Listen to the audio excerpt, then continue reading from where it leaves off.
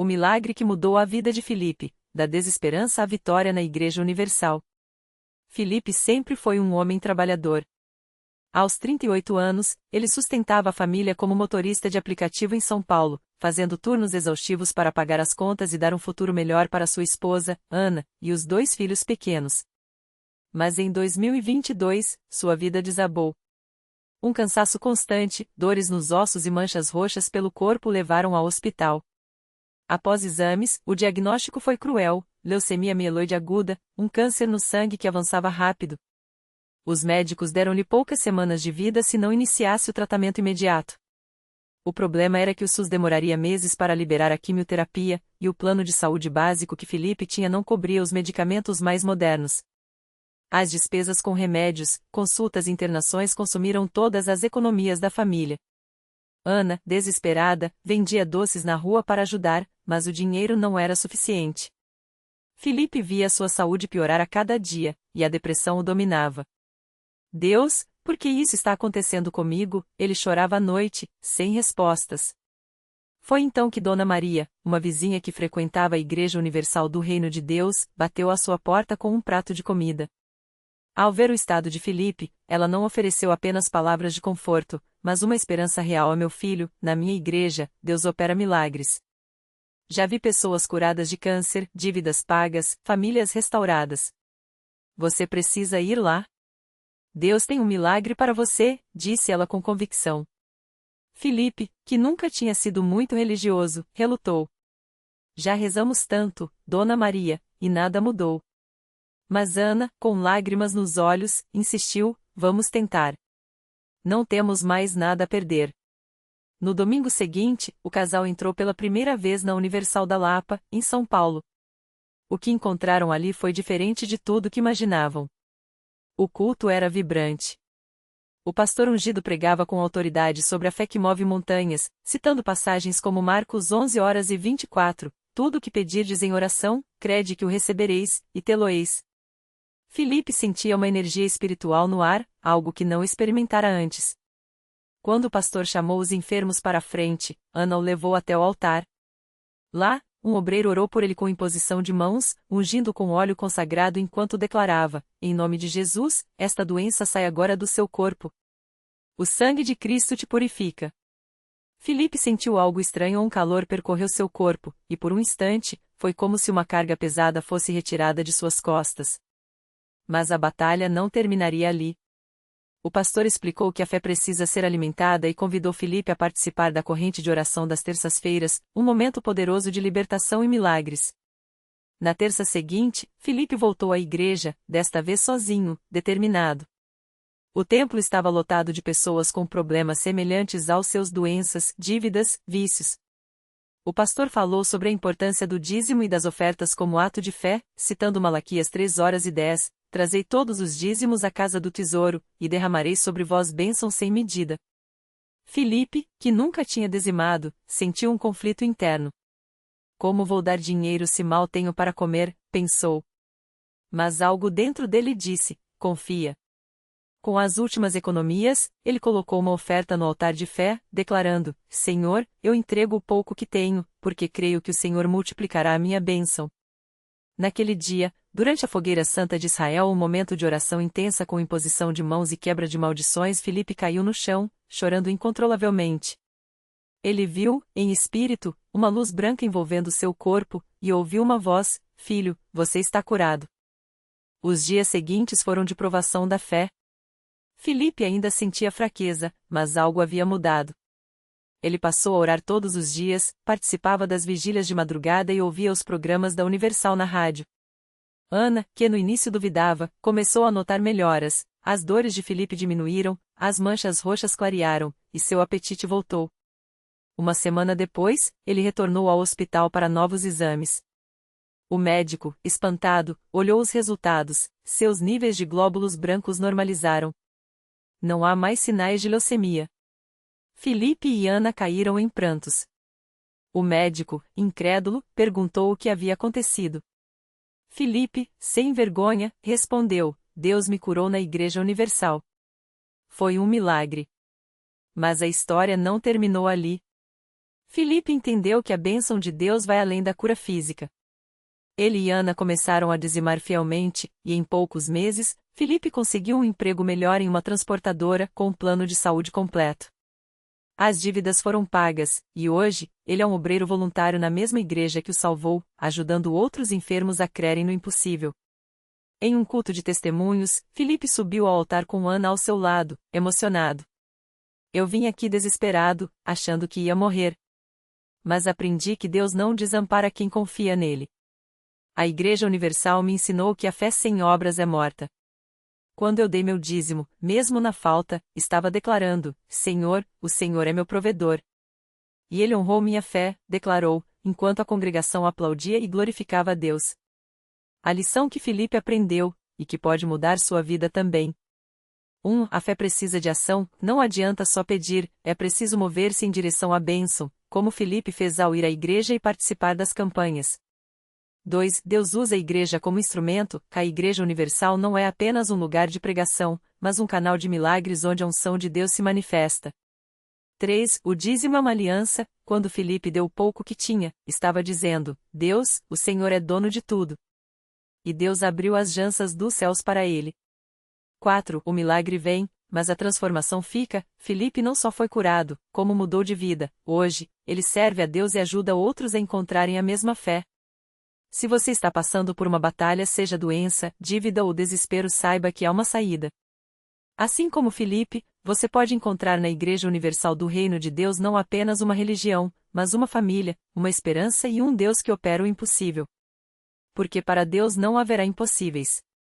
Lucas 1h37. No mesmo bairro onde Filipe recebeu seu milagre, morava Dona Maria, uma senhora de 62 anos que há mais de 10 anos lutava contra um problema nas costas que a impedia até de se abaixar para amarrar os próprios sapatos. Os médicos falavam em cirurgia de alto risco, os remédios já não faziam efeito, e a dor era tão forte que muitas noites ela chorava sozinha, pedindo a Deus que a levasse, pois não aguentava mais viver daquele jeito. Seu filho, Carlos, era membro da Universal há alguns anos, mas Dona Maria resistia. Já rezei tanto, já fui em tanta igreja, e nada mudou, dizia ela. Até que um domingo, depois de mais uma noite sem dormir, Carlos insistiu: Mãe, vem só hoje. Não é para você se converter, é para você ver que Deus ainda faz milagres. Com dor no coração e no corpo, ela aceitou. Ao entrar no templo, Dona Maria sentiu algo diferente. Não era só louvor, não era só a pregação, era uma paz que ela não sentia há anos. Quando o pastor fez o apelo para quem precisava de cura, ela hesitou. Já tentei tudo, pensou. Mas uma irmã ao lado dela, sem nem conhecê-la, segurou sua mão e disse: Deus vai te curar hoje, minha irmã. Eu sinto isso. Aquelas palavras foram como um empurrão. Dona Maria se levantou, mancou até o altar e, com lágrimas nos olhos, contou sua história. O pastor orou por ela com autoridade, impôs as mãos e declarou: Em nome de Jesus, essa dor sai agora. No mesmo instante, ela sentiu um calor percorrer suas costas, como se algo estivesse se desprendendo. Assustada, tentou se curvar, e conseguiu. Sem dor. Sem nenhuma dor. Os gritos de alegria tomaram conta do templo. Dona Maria se ajoelhou algo que não fazia há anos e chorou como uma criança. Meu Deus, você existe. Você me ouviu, ela repetia. Na mesma hora, tirou o lenço do bolso e jogou no chão, simbolizando que nunca mais precisaria daquele apoio para segurar as lágrimas de dor. Mas o milagre não parou aí. Na semana seguinte, Dona Maria voltou à igreja, dessa vez com o marido, que também não acreditava em essas coisas de religião. Ele viu a esposa dançando, pulando, livre da dor que a acompanhava por uma década, e não teve como negar: isso aqui é coisa de Deus mesmo, admitiu, com os olhos cheios d'água. Hoje, Dona Maria não só está curada, como é uma das primeiras a chegar na igreja.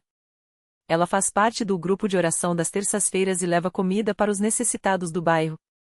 Deus não só tirou minha dor, Ele me deu um propósito, conta, com um sorriso que ilumina o rosto. Seu marido, que antes zombava da fé, hoje é batizado e serve como obreiro. E o mais lindo é ver como ela abraça os que chegam com dor, olha nos olhos e diz: se Deus fez por mim, Ele faz por você também. Só acredita. Porque na Igreja Universal, não são só histórias que se ouvem, são vidas que se transformam. E todo milagre começa com um passo de fé, mesmo que seja manco, mesmo que seja com dúvida. Deus está esperando você dar esse passo. Hoje pode ser o seu dia.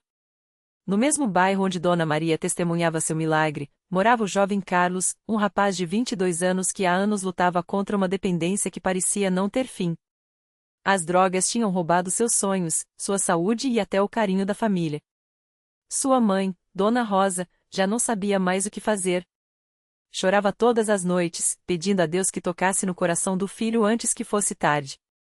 Um dia, depois de mais uma crise, Carlos acordou no chão de um beco, com o corpo tremendo e a alma vazia. Foi quando lembrou das palavras de Dona Maria, que certo dia lhe oferecerá um pão e um café na porta da igreja. Filho, Jesus não desiste de ninguém. Venha na Universal, que ele vai te encontrar. Com as últimas forças, Carlos arrastou-se até a igreja. Não tinha roupa decente, cheirava mal, e as mãos tremiam. Mas quando cruzou a porta, algo diferente aconteceu. Não houve olhares de julgamento, nem murmúrios. Um obreiro, o mesmo que ajudara Dona Maria anos antes, aproximou-se com um sorriso e disse: Deus te trouxe até aqui. Agora, ele vai te levar para frente. Naquela noite, durante a corrente de libertação, Carlos sentou-se no último banco, envergonhado. Mas quando o pastor começou a orar pelos viciados, foi como se aquelas palavras fossem só para ele. Senhor, quebra essas correntes. Devolve a vida que o inimigo roubou. Carlos começou a chorar, não de dor, mas de alívio. Sentiu algo quebrar dentro dele, uma pressão no peito, como se uma mão invisível puxasse para cima. No dia seguinte, acordou com uma paz que não conhecia há anos. O desejo pela droga tinha sumido. Não foi fácil, houveram noites de luta, momentos de fraqueza, ele não estava sozinho. A igreja o abraçou. Dona Rosa, que já tinha perdido a esperança, viu o filho voltar a sorrir, arrumar um emprego, e até ajudar outros jovens na mesma situação. Hoje, Carlos é um obreiro. Toda semana, ele sai pelas ruas com uma equipe, levando comida, cobertores e um convite: vem como você está. Deus não olha para o seu passado, ele vê o que você pode ser. E assim, como Dona Maria, ele repete para quem chega desesperado: se Deus me libertou, ele pode libertar você também. Só dá o primeiro passo. Porque na Universal, não importa quão fundo você caiu, Deus estende a mão. E o milagre não é só a cura, não é só a libertação. É a vida nova que começa quando você diz: aqui estou, Senhor. Me usa. Hoje pode ser o seu dia de virar a página. A igreja está de portas abertas. E Deus está esperando. Na mesma semana em que Carlos começou a trabalhar como obreiro, uma mulher chamada Ana entrou na Universal arrastando os pés, como se cada passo pesasse 1 tonelada.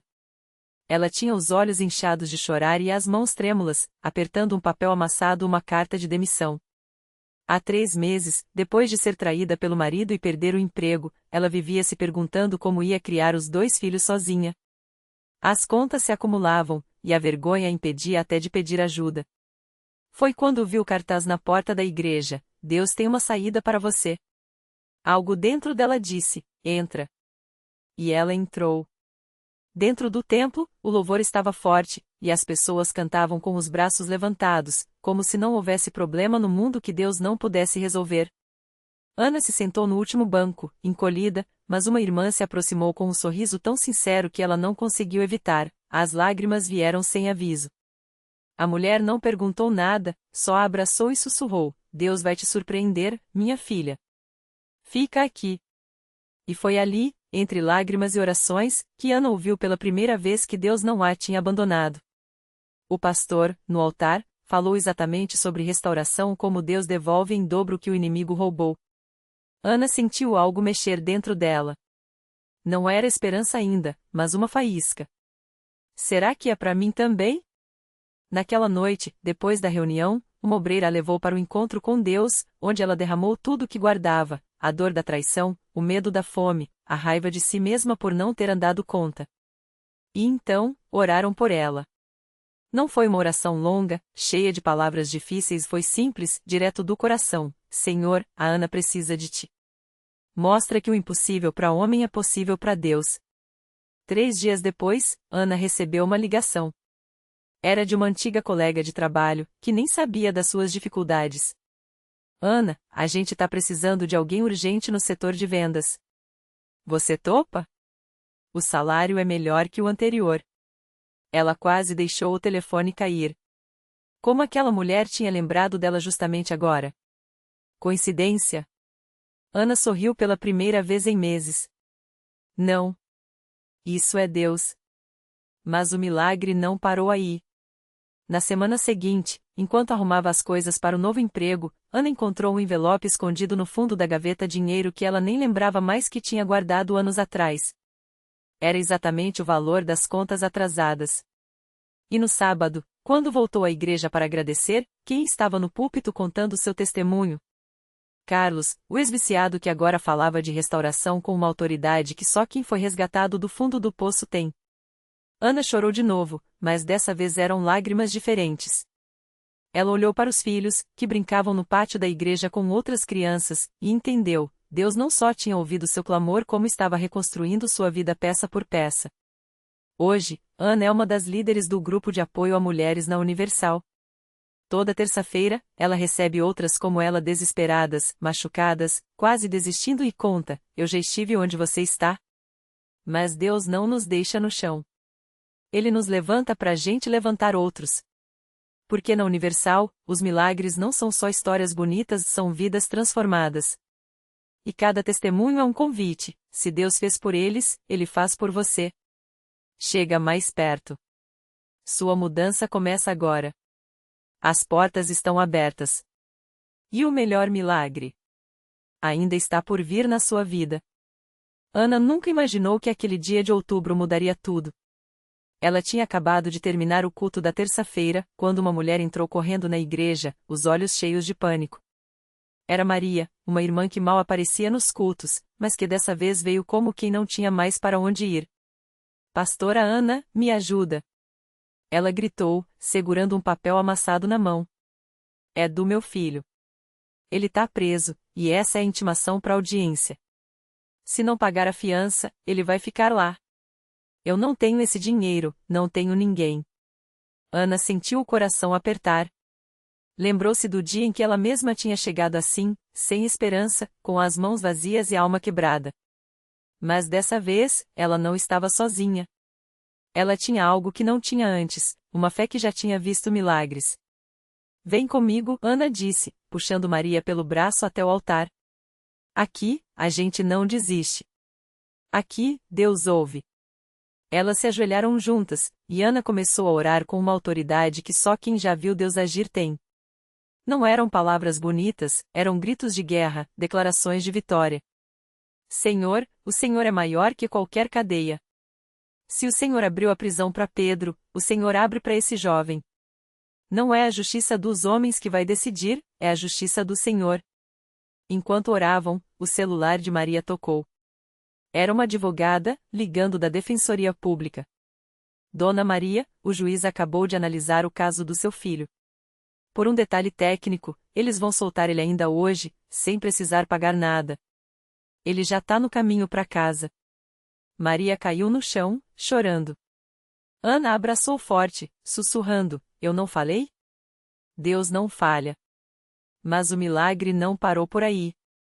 Na semana seguinte, o filho de Maria apareceu no culto. Ele não era mais o mesmo. Os olhos que antes tinham ódio agora brilhavam com uma paz que só quem encontra Jesus entende.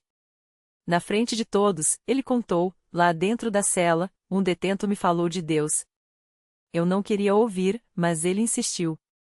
Aí, na hora que me soltaram, eu senti algo diferente. Como se alguém tivesse tirado um peso de mim. Hoje eu tô aqui para dizer: eu quero essa mudança de verdade. E foi assim, mais uma vez, que a Universal se tornou o lugar onde o impossível virou possível. Onde uma mãe desesperada encontrou resposta, um filho perdido achou o caminho, e uma ex-mulher quebrada se tornou instrumento de Deus para salvar outras vidas. Porque é assim que Deus trabalha: Ele usa quem já foi curado para curar, quem já foi libertado para libertar. E cada história que termina em vitória é um recado para quem ainda está lutando: não desista.